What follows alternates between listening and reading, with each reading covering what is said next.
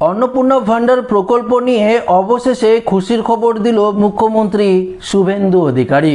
যারা এখনো পর্যন্ত এই প্রকল্পের টাকা পাননি তারা আগামী 20 তারিখের মধ্যেই এই প্রকল্পের টাকা পেতে শুরু করবেন। হ্যাঁ বন্ধুরা, আপনারা হয়তো প্রত্যেকেই জানেন যাদের আন্ডার ইনকোয়ারি ছিল এবং যাদের বিশেষ করে আন্ডার প্রসেস দেখাচ্ছিল স্ট্যাটাস, তাদের কিন্তু স্ট্যাটাস পরিবর্তন আজ থেকেই শুরু হয়েছে।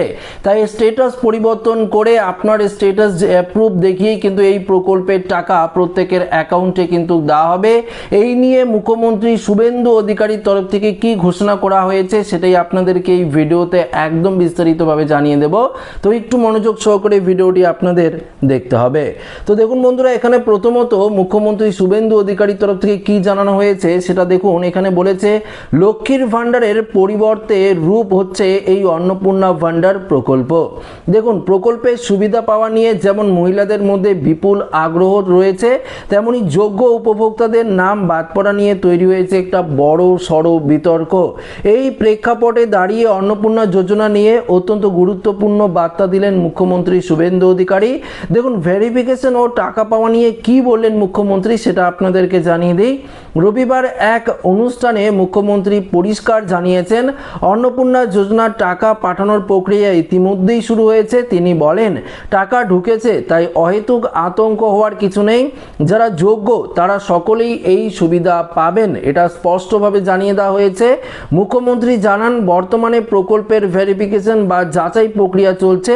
এই যাচাই পর্ব শেষ হওয়ার পরই বাকি থাকা লক্ষ লক্ষ উপভোক্তাদের অ্যাকাউন্টে টাকা পৌঁছে যাবে। জুলাই মাসে টাকা পাওয়ার সম্ভাবনা রয়েছে বলে মনে করেছেন ওয়াকিবহল মহল। তো বন্ধুরা, স্পষ্ট জানতে পারলেন, মুখ্যমন্ত্রী শুভেন্দু অধিকারী পরিষ্কার জানিয়ে দিয়েছে এই যে ভেরিফিকেশন পর্ব সেটা কিন্তু চলছে, এটা কিন্তু চলবে 30 আগস্ট পর্যন্ত। পুরো 30 আগস্ট পর্যন্ত এই ভেরিফিকেশন চলবে। এই ভেরিফিকেশন পর্ব যখন মিটবে তখনই কিন্তু এই প্রকল্পের টাকা আপনার ব্যাংক অ্যাকাউন্টে ঢুকবে। কিন্তু দেখুন, এবার প্রশ্ন হচ্ছে যাদের অ্যাপ্লিকেশন স্ট্যাটাস দেখাচ্ছে আন্ডার ইনকোয়ারি, যাদের অ্যাপ্লিকেশন স্ট্যাটাস দেখাচ্ছে আন্ডার প্রসেস, সেক্ষেত্রে দেখুন অনেকদিন ধরে যদি দেখিও থাকে এবার কিন্তু সেই অ্যাপ্লিকেশন স্ট্যাটাস পরিবর্তন হতে শুরু করেছে।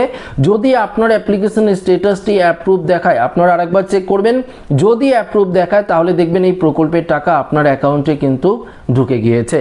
আচ্ছা, কি বলেছে? 30 আগস্ট পর্যন্ত চলবে এই যাচাই প্রক্রিয়া, মুখ্যমন্ত্রী এমনটাই জানিয়েছে।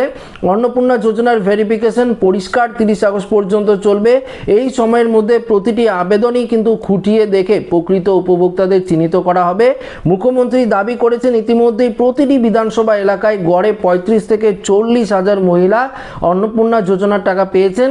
তিনি আরও বলেন, ভেরিফিকেশনের পর যদি আরও প্রকৃত প্রাপক থাকেন তবে তারাও এই প্রকল্পের সুবিধায় আসবেন। তো যদি আপনাদের এখনো পর্যন্ত, যেটা আপনাদেরকে বললাম, যদি এখনো পর্যন্ত আপনারা টাকা না পেয়ে থাকেন আপনারা আতঙ্কিত হবেন না। আপনার আবেদনপত্র আবারও স্ক্রুটিনি করা হবে, আবারও ভেরিফিকেশন করা হবে। আপনি যদি প্রকৃত উপভোক্তা হন এই অন্নপূর্ণা ভান্ডারের, তাহলে অবশ্যই এই প্রকল্পের টাকা আপনারা পাবেন। রাজনৈতিক ভেদাভেদ নয়, যোগ্যতাই শেষ কথা।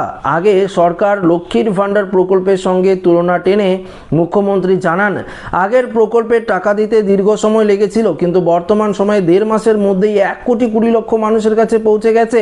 একই সঙ্গে তিনি স্পষ্ট করেছেন যে বর্ণ, ধর্ম বা রাজনৈতিক পরিচয় নয়, সম্পূর্ণভাবে যোগ্যতার ভিত্তিতে এই প্রকল্পের সুবিধা দেওয়া হচ্ছে। যারা অযোগ্য তারা তালিকা থেকে বাদ যাবেন, কিন্তু প্রকৃত কোনো উপভোক্তা কিন্তু এই তালিকা থেকে বাদ যাবেন না। স্বয়ং মুখ্যমন্ত্রীর এই বার্তার পর কিছুটা স্বস্তি ফিরেছে আবেদনকারীদের মধ্যে।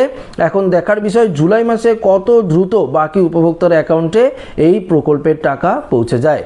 তো বন্ধুরা, এখানে আপনারা স্পষ্টভাবে বুঝতে পারলেন মুখ্যমন্ত্রী শুভেন্দু অধিকারী যেটা আপনাদেরকে বলেছে, আপনাদের প্রত্যেকেরই অপেক্ষা করতে হবে।